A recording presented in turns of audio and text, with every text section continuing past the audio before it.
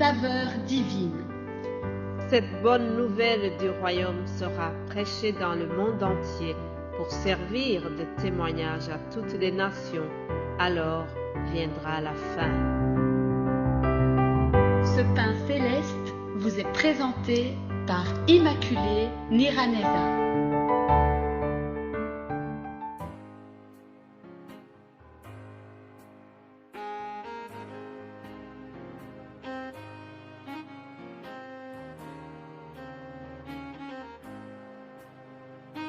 Shalom, shalom, mes bien-aimés de Dieu, que la paix de Christ soit avec vous.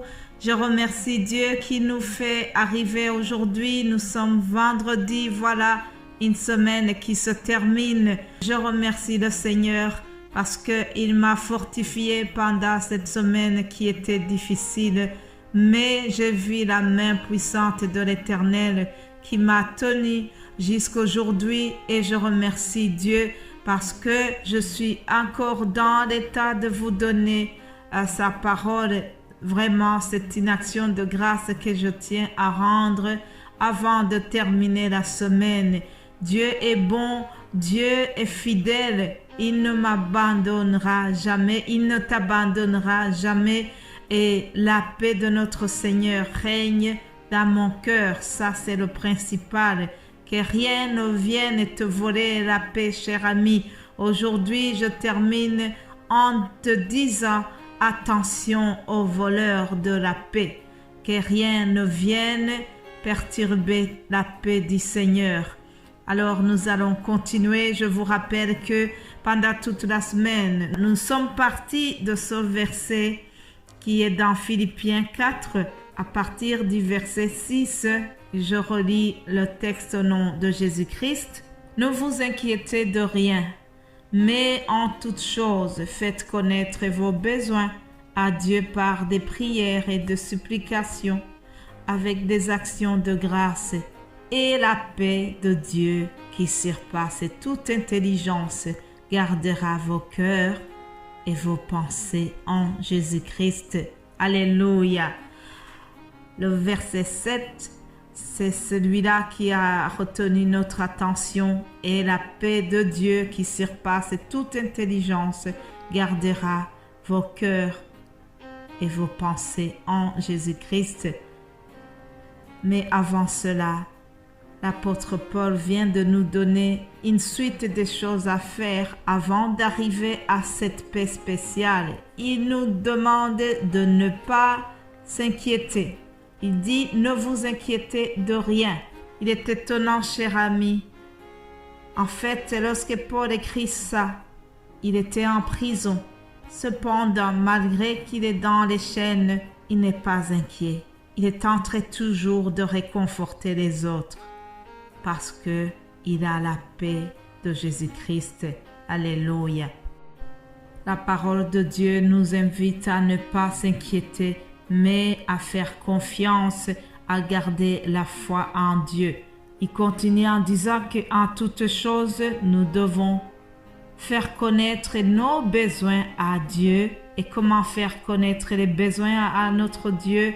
On doit le faire par la prière et les supplications. Voilà une manière qui va nous aider à ne pas s'inquiéter. Priez avec insistance, priez avec persévérance, priez avec espérance que Dieu va agir, que Dieu va répondre à nos prières. La prière est vitale dans ce cheminement vers le ciel. Pour avancer, il faut prier. Lorsque nous prions, nous anéantissons les plans de l'ennemi. Lorsque nous prions, c'est la meilleure façon de montrer à Dieu que nous l'aimons et que nous avons toujours la foi en lui. Jésus-Christ nous demande d'avoir la foi. Il a dit, si vous avez la foi semblable à la graine de moutarde, vous direz à cette montagne d'être jetée à la mer. Ah, il faut avoir la foi, chers amis. C'est quelque chose de primordial dans ce cheminement vers le ciel.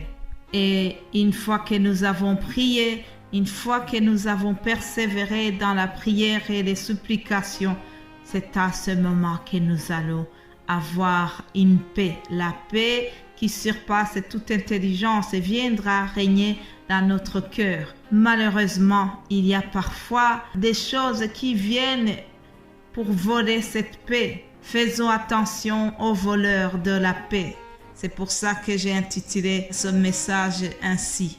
Mon frère, ma sœur, lorsque le diable essaie de te voler la paix pendant ta maladie, dis-lui que Jésus-Christ a porté toutes nos maladies.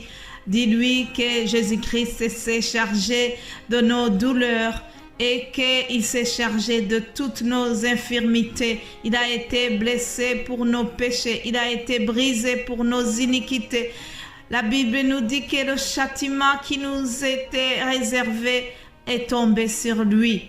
Alors, c'est de cette manière-là que Jésus-Christ a acquis la victoire et la guérison de maladies. Ainsi, le châtiment qui nous donne la paix est tombé sur lui.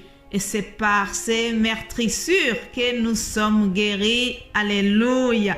Je déclare que par les meurtrissures de Jésus-Christ, je serai guéri, tu seras guéri. Nous serons tous guéris au nom de Jésus-Christ. Gardons la foi, que le diable ne vienne jamais nous troubler et nous voler notre paix, la paix que Jésus-Christ nous a laissée. Mais bien-aimés de Dieu, continuons de prier, continuons de faire confiance à notre Seigneur. Lorsque le diable nous murmure des mensonges qui viennent nous décourager, nous devons toujours déclarer les paroles de foi, les paroles de puissance. Rappelle à l'ennemi que l'Éternel est près de ceux qui ont le cœur brisé. Rappelle-le qu'il sauve ceux qui ont l'esprit dans l'abattement. Parle à lui, dis-lui que le malheur atteint le juste, mais l'Éternel l'en délivre toujours. Alléluia. La parole dit qu'il garde tous ses os, il garde les os du juste, et aucun os du juste n'est brisé. Je déclare que aucun de tes os ne sera brisé par ta foi en Jésus-Christ, celui qui a l'autorité sur nos maladies. Alléluia. Que rien ne vienne te voler la paix, que rien ne vienne te troubler. Nous avons reçu un grand héritage de notre Seigneur et nous devons préserver cet héritage en s'appuyant sur la parole de Dieu. Faisons attention à tout ce qui pourrait venir troubler nos cœurs, à tout ce qui pourrait venir nous voler la paix. Nous devons continuer à prier et dans nos prières, rappelons à Dieu ce qu'il a déjà fait dans le passé. Rappelle-lui que tu te souviens de toutes les bontés qu'il a manifestées dans ta vie. Dis-lui merci Seigneur, merci parce que tes bontés se renouvellent envers moi chaque matin. Dis-lui merci Seigneur parce que tu m'as guéri de telle maladie, tu m'as guéri du Covid. Dis-lui que tu m'as guéri. Rappelle-toi de tout ce qu'il a déjà fait. Dis-lui que tu n'as pas oublié les bienfaits de l'Éternel dans ta vie. Dis comme David, mon âme bénit l'Éternel. N'oublie jamais aucun de ses bienfaits. Alors bénis aussi l'Éternel et n'oublie jamais aucun de ses biens.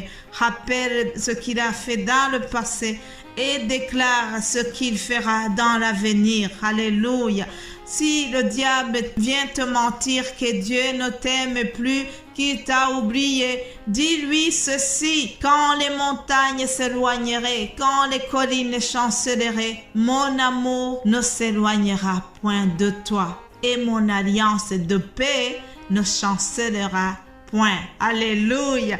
Il y a une alliance de paix qui réside sur nous, les enfants de Dieu. Rien ne viendra retirer cette alliance de paix que Jésus-Christ nous a laissée. Alléluia. Mes bien-aimés de Dieu, je vous souhaite vraiment de préserver l'alliance de paix et surtout de rester attachés à notre Seigneur. La meilleure façon de garder la paix aussi, c'est d'éviter les péchés. Parce que les péchés, ça nous apporte la culpabilité et ça nous empêche d'être en paix, d'être en communion avec le Seigneur. Alors, je voudrais terminer vraiment en vous souhaitant à tous la paix de notre Seigneur Jésus-Christ, que cette paix règne dans vos cœurs, que rien ne vienne vous troubler. Au contraire, réjouissez-vous toujours dans le Seigneur. Je le répète, réjouissez-vous toujours dans le Seigneur. Au nom de Jésus-Christ, je déclare la paix dans nos cœurs. Passez un excellent week-end. Que Dieu vous bénisse abondamment et nous allons nous retrouver lundi pour commencer notre semaine sous le regard de notre Dieu. Amen, amen.